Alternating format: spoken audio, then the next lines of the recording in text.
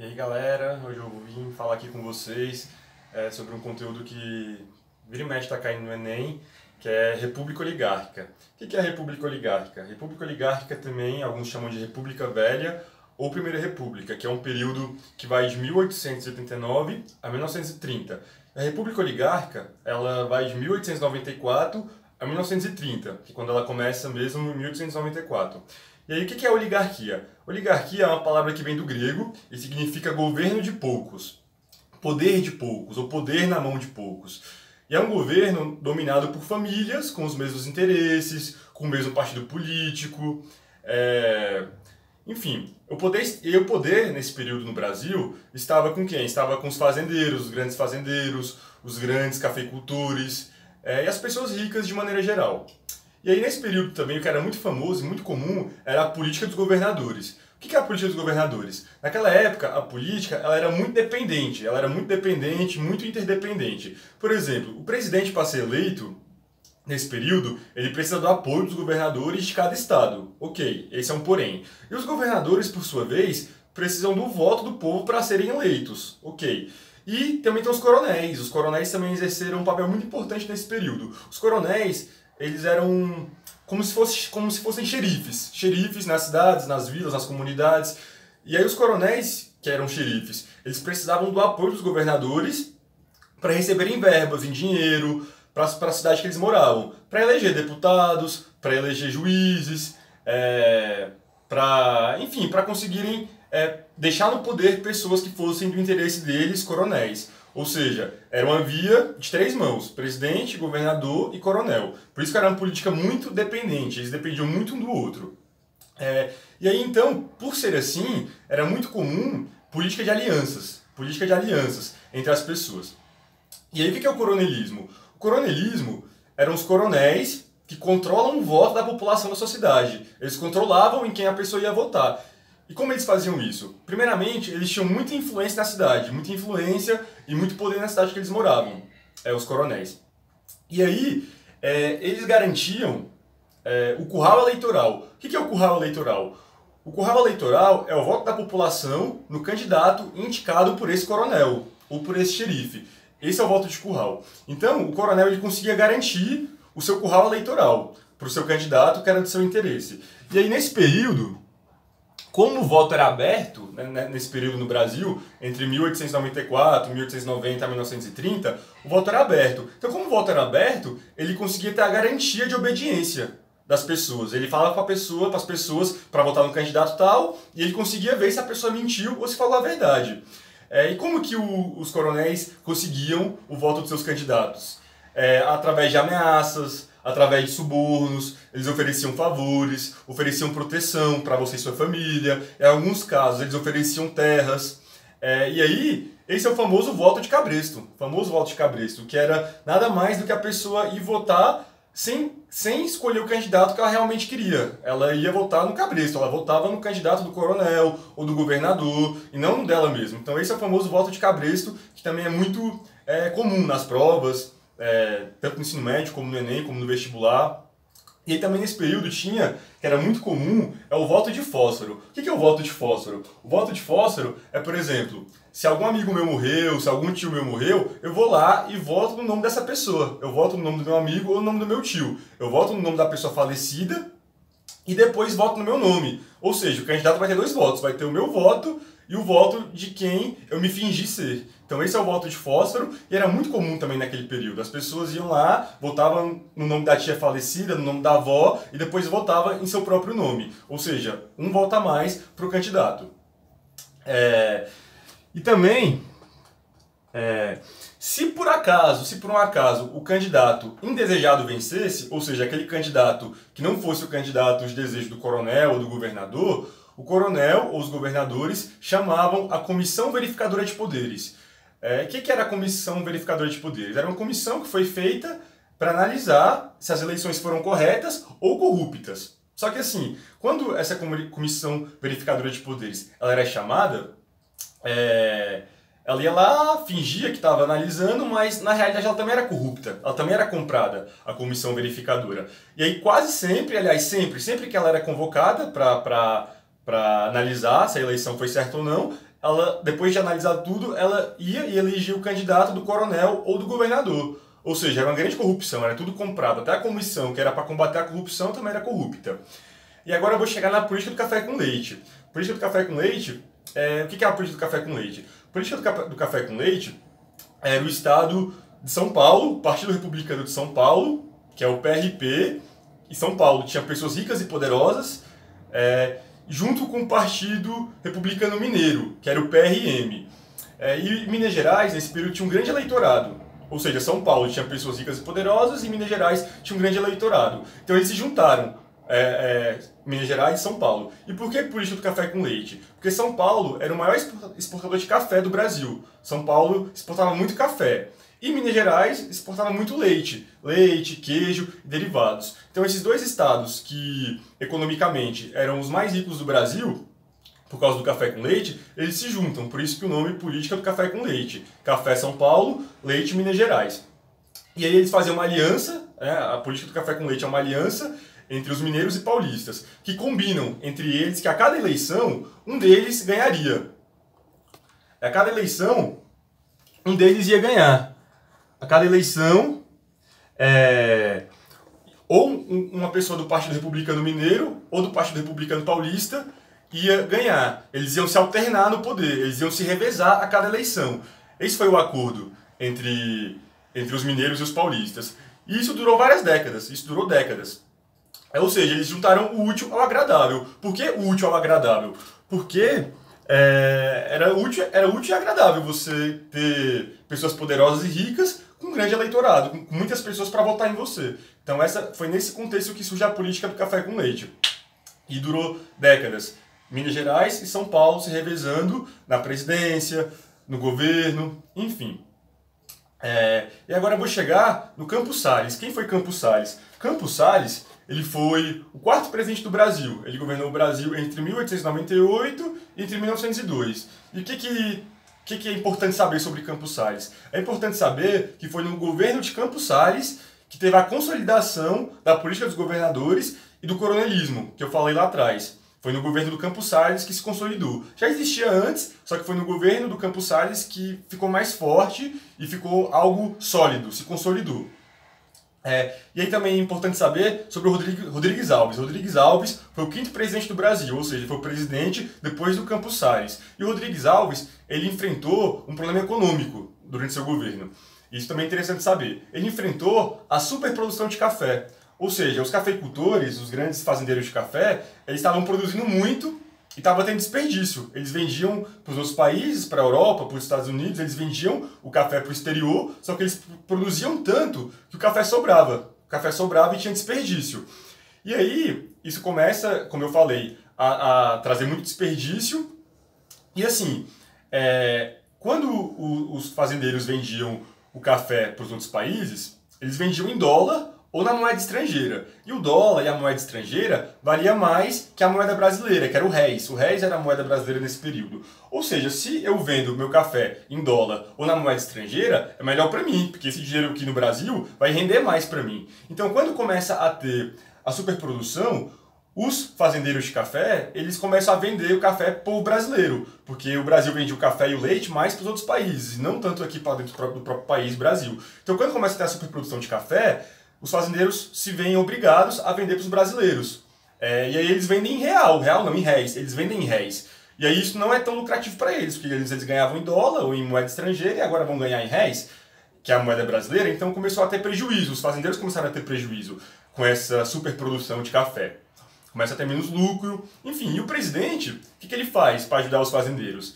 Ele vai lá e desvaloriza a moeda brasileira, que era o réis. Ou seja, o presidente ele vai e desvaloriza a moeda brasileira.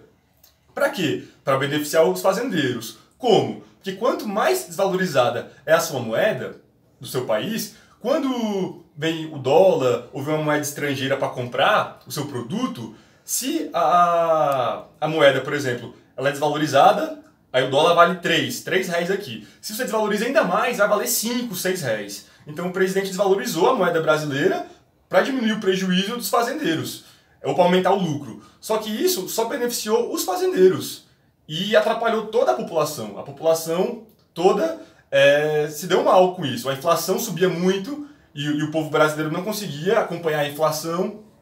A inflação subia no mercado, os produtos, e o brasileiro não conseguia acompanhar. Não conseguia acompanhar porque a moeda estava muito desvalorizada. Só que isso foi bom para os fazendeiros. E aí, nesse contexto todo, que só beneficiava os fazendeiros e prejudicava toda a população, tem o Convênio de Taubaté. O Convênio de Taubaté foi em 1906. O que é o Convênio de Taubaté? É um acordo entre o Estado e os governos de São Paulo, Minas Gerais e Rio de Janeiro. É um acordo, qual que é esse acordo? É um acordo em que os governadores de São Paulo, Minas e Rio, eles comprariam o excesso, ou seja, o que sobrasse do café. O que sobrasse do café que não fosse vendido para o exterior, os governadores iam comprar. Para quê? Para ajudar os fazendeiros. E aí chega a década de 20. Na década de 20, 1920, começa o enfraquecimento das oligarquias. O enfraquecimento dessa política oligárquica começa a cair. Eles começam a se enfraquecer. E como? Quais foram os fatores que enfraqueceram a oligarquia? Começaram a ter muitas revoltas sociais, inspiradas no socialismo russo de Karl Marx. Por quê? Porque nesse período no mundo, década de 20, o comunismo, o socialismo russo estava crescendo, estava em ascensão. E aí, através dos jornais ou através dos viajantes, essas ideias chegavam aqui no Brasil. Então, essas ideias socialistas de Karl Marx chegam no Brasil e as pessoas que eram contra a oligarquia, essa política de poucos, esse governo de poucos, esse poder de poucos, começam a se revoltar contra o governo. E aí começa a ter muitas revoltas sociais e isso começa a enfraquecer a oligarquia. E aí também na década de 1920, também tem a fundação do Partido Comunista Brasileiro, no ano de 1922. Em 1922 tem a fundação do Partido Comunista Brasileiro, e o Partido Comunista Brasileiro também foi uma grande oposição à política oligárquica. E também em 1922, é um ano emblemático, também tem a Semana de Arte Moderna, que tiveram artistas como Di Cavalcanti, Tarsila do Amaral, Oswald de Andrade, Manuel Bandeira, Mário de Andrade, vários artistas e escritores que participaram da Semana de Arte Moderna, que foi em São Paulo. E o que a Semana de Arte Moderna fez? Além de trazer várias ideias revolucionárias para o Brasil, a Semana de Arte Moderna também começa a criticar o sistema, através das ideias dos seus artistas. Começa a criticar o sistema, criticar esse governo de poucos, essa política oligárquica, as fraudes, o voto de cabresto, e a população começa a receber essas ideias positivamente e começa também a criticar o sistema. Então começa uma avalanche contra a oligarquia, dizendo assim metaforicamente. E também outro fator é o surgimento de novos produtos para a economia de exportação. Exportação é quando você vende seu produto para os outros países e recebe o dinheiro por essa venda. Então começam a surgir novos produtos, como por exemplo a borracha. Antes, o café e o leite, eles eram os produtos que mais vendiam e eram os produtos, vamos dizer, mais importantes. Então por isso que a política do café com leite foi tão forte e durou tanto tempo. Porque o café com leite eram os produtos principais. Mas na década de 20 isso começa a mudar. A borracha começa a surgir e outros produtos também. Então o café com leite, eles eram importantes ainda? Eram, mas começam a perder o tanto de poder que eles tinham antes. E também começa a industrialização, a construção de várias indústrias no Brasil. E tudo isso começa a diminuir a força da oligarquia. E também um dos principais pontos que diminuiu o poder da oligarquia foi o tenentismo. O que é o tenentismo? O tenentismo era um movimento dos tenentes do exército que estavam insatisfeitos com essa oligarquia. Eles queriam mais direitos, queriam mais voz, queriam mais poder. Os tenentes estavam se sentindo injustiçados. Então os tenentes se juntam para ir contra a oligarquia. E aí tem o ataque ao Forte de Copacabana, que foi também em 1922, um ano de muitos acontecimentos. Em 1922 tem um ataque ao Forte de Copacabana, um ataque dos tenentes, que estavam revoltados contra a política oligárquica. E também tem a Coluna Prestes, também tem um surgimento da Coluna Prestes, na década de 20. A Coluna Prestes era um movimento também de pessoas que eram contra a política oligárquica. E a Coluna Prestes foi uma grande oposição. Eles andaram o Brasil inteiro, chamando pessoas, convocando pessoas para se juntarem a eles, para fazerem oposição à política oligárquica. E a Coluna Prestes foi uma grande oposição, eles foram uma oposição muito importante, eles conseguiram fazer muito barulho contra a oligarquia. E a Coluna Prestes, ela era liderada pelo Luiz Carlos Prestes, que foi um político brasileiro, deputado, ele foi o fundador do Partido Comunista, que foi em 1922, e ele era super contra a oligarquia. Então a Coluna Prestes era liderada por ele, Luiz Carlos Prestes. Mas repare bem que são dois Prestes. São dois Prestes diferentes, preste atenção. E aí tem o tenentismo, como eu falei, a Coluna Prestes. só que a coluna Prestes ela fez muito barulho, só que não conseguiu tomar o poder. E aí, agora chega o fim da República Oligárquica. Como é que chega ao fim da República Oligárquica? O presidente do Brasil, em 1930, era o presidente Washington Luiz. E o presidente Washington Luiz, ele indica o também paulista Júlio Prestes para a presidência. Ou seja, Júlio Prestes, presidência. Luiz Carlos Prestes, líder do Partido Comunista e líder da coluna Prestes. Enfim, aí o Washington Luiz, ele indica o paulista, do Partido Republicano Paulista, Júlio Prestes para a presidência. Só que, veja bem, o Washington Luiz tinha que indicar um mineiro para a presidência. Alguém do Partido Republicano Mineiro, porque era a aliança entre Minas Gerais e São Paulo, eles iam se revezar no poder. Então, o Washington Luiz tinha que indicar um mineiro, mas não, ele indica um paulista para a presidência. Então ele rompe com a política do café com leite nesse ato, nessa ação de indicar um paulista e não um mineiro, ele rompe com a política do café com leite, que já durava mais de 2 décadas. E aí Minas Gerais, revoltada com essa situação, porque Minas Gerais só queria a política do café com leite se fosse para eles também estarem no poder. Então Minas Gerais, o estado de Minas Gerais, revoltados, né, com a indicação do presidente Washington Luiz, eles resolvem formar uma aliança liberal com outros estados do Brasil, Então eles abandonam São Paulo e formam a aliança liberal com outros estados do Brasil. E aí essa aliança liberal, que era formada por Minas Gerais, pelo Partido Republicano Mineiro e por outros estados, eles lançam nada mais nada menos do que Getúlio Vargas.